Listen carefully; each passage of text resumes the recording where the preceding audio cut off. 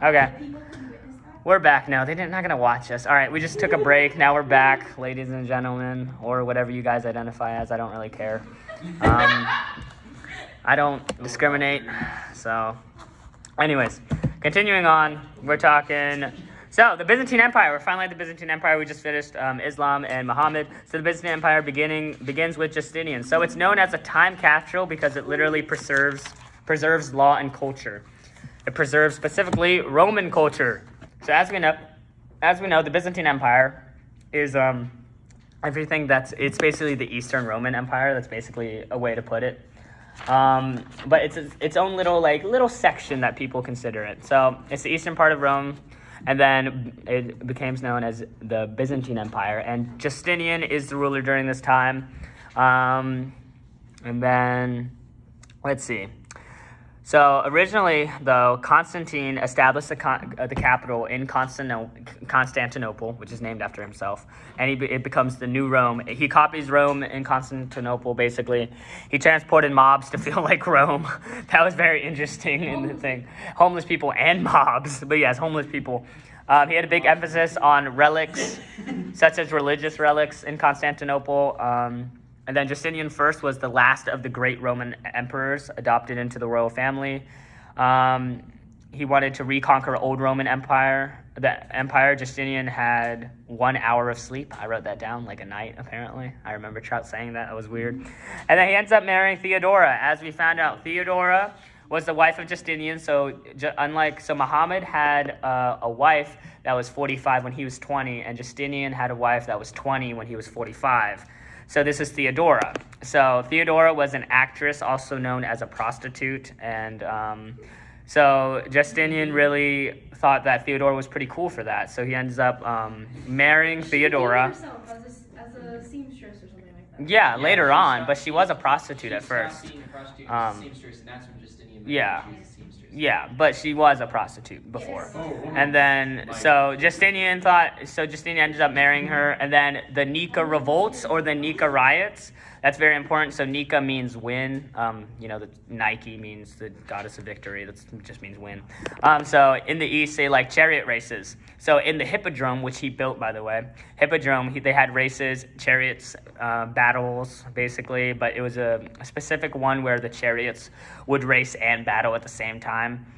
It was between the blues and the greens, and Justinian was a blues fan, and sports were interconnected with politics at this time.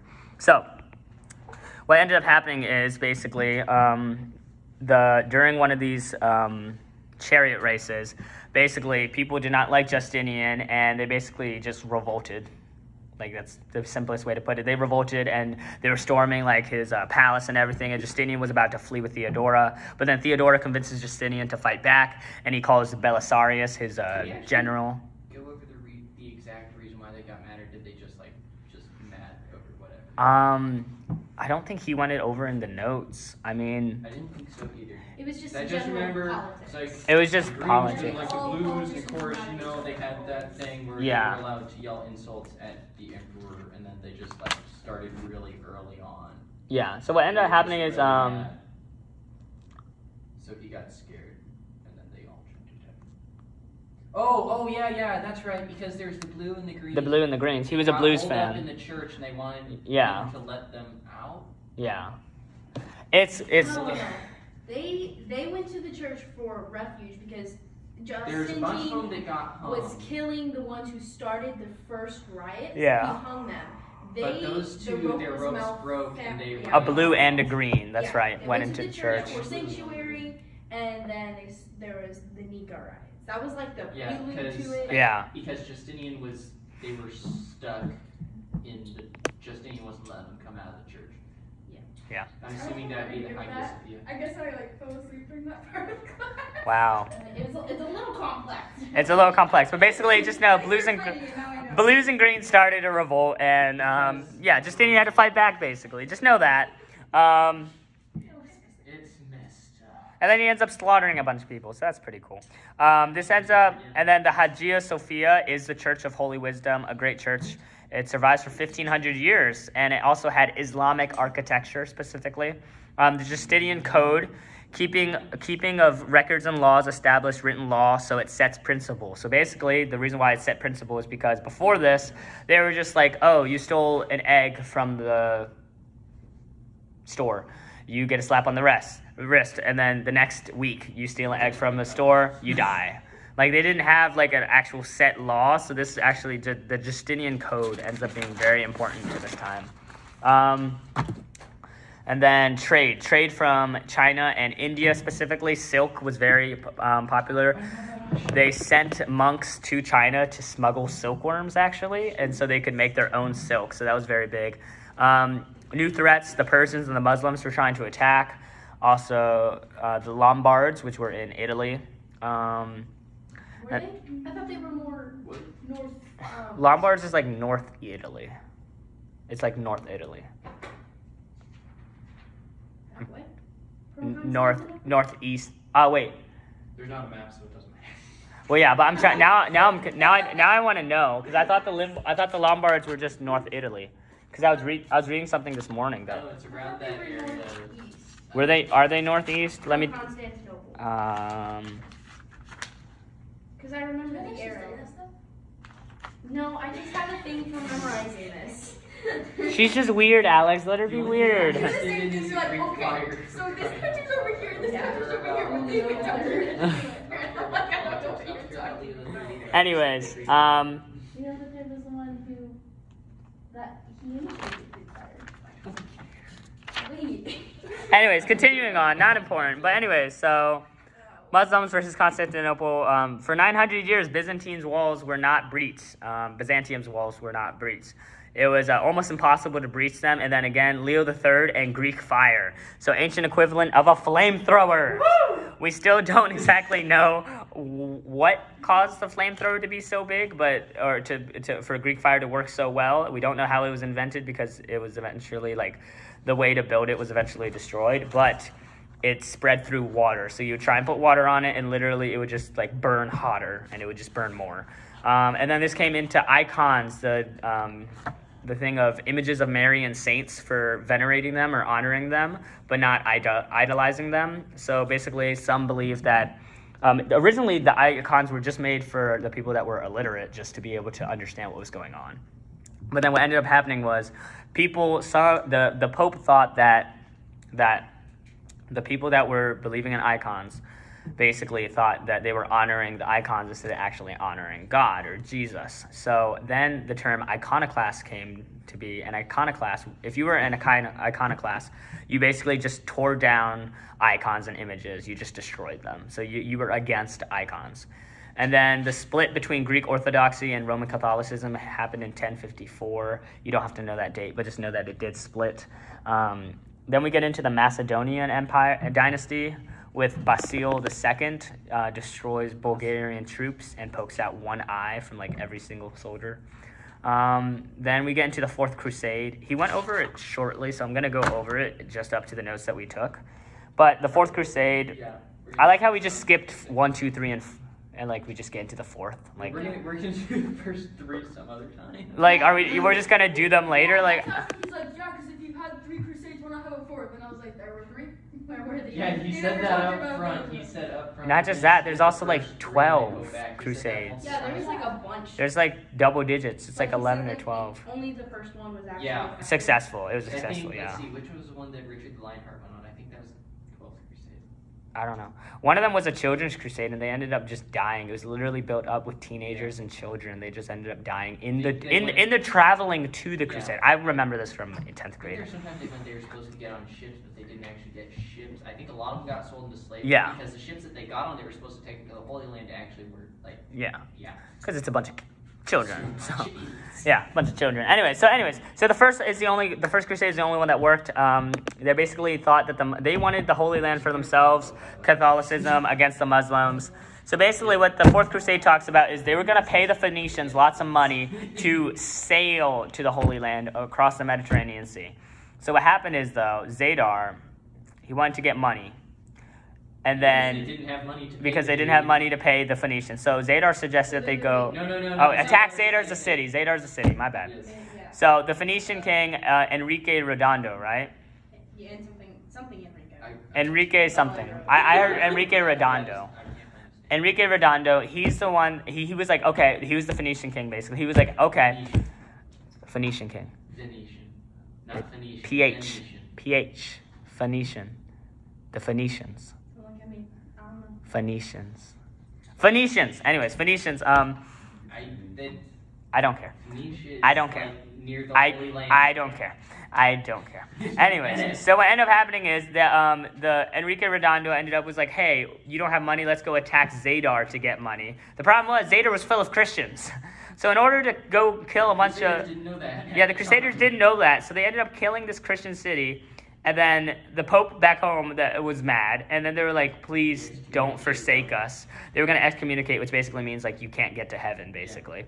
And then, so then they're like, fine, if you like go fight for us again, then you can not be excommunicated. And then he gets into this whole thing about Alexius III, and he takes Isaac's son. I don't know. He was trying to rush it so much in the last 5 minutes. He was like, we got to get through the Fourth Crusade. I'm like, yeah, I know. Trout was very confused. Bob wasn't his brother. It was his Bob, yeah, I wrote down Bob. Bob was the nephew. Wants to take back. His brother Isaac and Isaac's son Alexius into prison, and Bob Alexius wrote a letter to the Crusaders saying, please help me. Alexis the So Third. they went That's true. Yeah. Anyways. Question about the Fourth Crusade, just answer Alexius. Yeah. Towards So- Bob. Towards Bob. Anyways, so those are going over the notes. All right, I'm going to go over a couple other things just in the terms. We're going to go through the terms list and the pages of the book and just try and go over them. Just go over them very briefly just so we know what's happening. So we don't have to know anything about Charlemagne then, or Pepin, because that's too late. So we basically stop at... We stopped at the 20. We went over everything on the 25th. Yeah. So nothing 27. Nothing on Augustine at all? Yeah, I know. I already looked. But the Pope? We mentioned Pope Leo the First. That was Pope Leo the Third. Oh, that's right. Sorry. It's out of order. It's so weird. Yeah, so I guess so are we only going over the Christian persecution in the supplement, chapter 7 through 8, pages 203 to 206, like Islam and then Byzantine? That's it? I think so. Yeah. So Christian persecution. Okay, so for the people on the video, so the things you have to really study for this test, for Trout specifically, if you have a different teacher, it might be different. But specifically, Christian persecution in the supplement packet. And then in the book, talking about Islam, and in the book, talking about the Byzantine Empire. But then after that, that's basically the last thing we did. We did get, in the notes, we talked about Augustine, though. And Jerome. Yeah, we did. And Latin Vulgate. And that's what it means. And we talked about monks. No, but I don't have that. Well, we talked about Augustine, Jerome, and Latin Vulgate because I wrote that down. Yeah. So I would say also study that part too. Just know about that. Don't know anything from October 29th. Don't know about Pepin or Charlemagne for sure. Okay? I would just make sure that you know. So I'll go over all this. So Oh, it's right here. yeah, there you go, Alex. You just all right. So yeah, so I would say so Christian persecution, supplement pages 29 through 35, and then basically pages the stuff on October 22nd, October 25th, and October 27th in the packet. So yeah, so we're going to go over them shortly. So Muhammad, leader of Islam, guy that had a bunch of revelations, basically, a bunch of stuff. He wrote, his followers later wrote the Quran. He was illiterate. Interesting fact. He went to Hijra in, anyone know the date? Hijra, without looking. 622. Oh, I was going to say 604. I'm going to double check, make sure I'm right, because I'm not entirely sure. But I'm pretty, Right. yeah, 622, yep, Hijra. That's important. And then 5 pillars of Islam, might need to know what they are, probably. I would say you know what the 5 pillars of Islam are. I feel like that would be a multiple choice question, like which one is not the 5 pillars of Islam.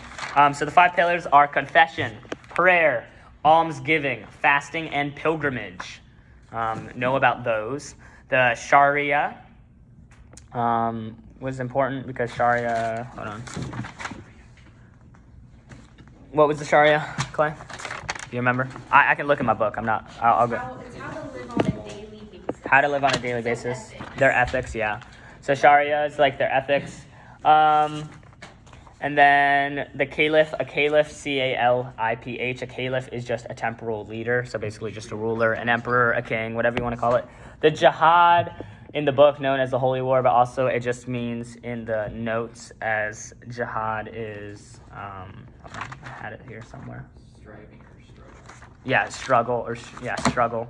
Specifically, jihad means like struggle. Generally Against non-Islam, right? Yeah. Against non-Islams. The Medina is the city he traveled to from Mecca to Medina in the Hijra. The Shiites and the Sunnis know the difference. The Sunnis is the majority, and the Sunnis were the ones that followed under his son-in-law. Wait, no, the father-in-law, Abu Bakr, were the Sunnis, and then Abu Talib was the Shiites. Know that. Justinian was the ruler during the Byzantine Empire. Belisarius is his governor. Let's see. Corpus Juris Civilis is also important. That means the body of civil law. This is the civil law that he created. Theodora is his wife. She convinced him not to flee from the Nika revolts. The Nika means win, which is the revolt. He built the Hagia Sophia. He also built the Hippodrome and a couple other things. He's very into building. The Hagia Sophia is a great church during this time. Heraclius and Themes. Heraclius, he was the emperor after Justinian. He had to face attacks from the Persians to the east and the Slavs to the north. And he created a theme. A theme is just basically combining the Minutemen in the cities with the actual military. So basically, if we were fighting and like someone attacked us, we'd be able to have people from the city and from outside the city be able to fight. It was a way of militarizing the people. Let's see, Greek fire was used. We don't know how it works, but it basically lit water on fires. It was a modern day flamethrower.